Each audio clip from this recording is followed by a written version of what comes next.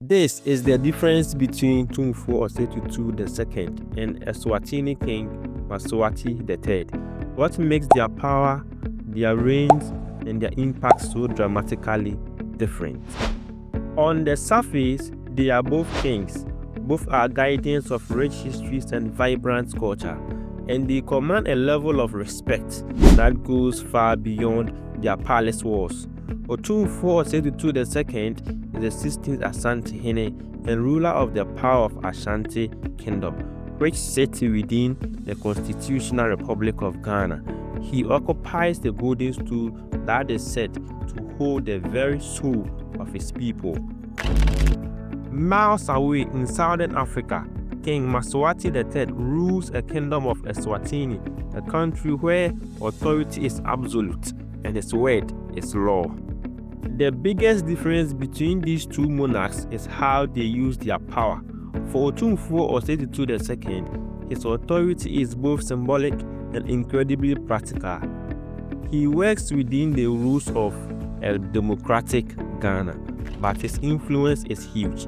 He has become known in his reformist agenda, especially his tough stance on corruption inside the chieftaincy system. The Ashanti has publicly destituted or fired several of his own chiefs for things like land fraud, getting involved in illegal mining.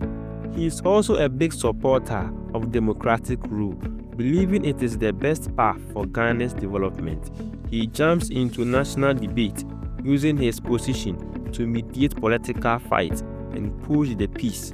He doesn't see tradition and democracy as enemies. Instead, he uses the weight of his ancient institution to support and stabilize the modern state. Now, let us fly south to the kingdom of Eswatini, and the picture flips entirely. King Mswati III isn't a constitutional monarch. He is an absolute one. He is the head of a state and has the final say over all three branches of government: executive, legislative, and judicial. Political parties have been banned since 1973, so they can't run in election. In Eswatini, criticizing the king can land you in serious trouble. While Ashanti is distilling chiefs for bad behavior, a king's legacy is often tied to the economic health of his people. And here again, Otumfo Osei Tutu II and King Mswati III have completely different priorities. Otumfo Osei Tutu II has used his global reputation to bring in development and social progress. He started the Otumfo Education Fund long before the government rolled out free education system, giving scholarships to thousands of smart but poor students. He also pushes international companies to invest in manufacturing in Africa instead of taking raw materials away. In Mswati III's economic power is more centralized.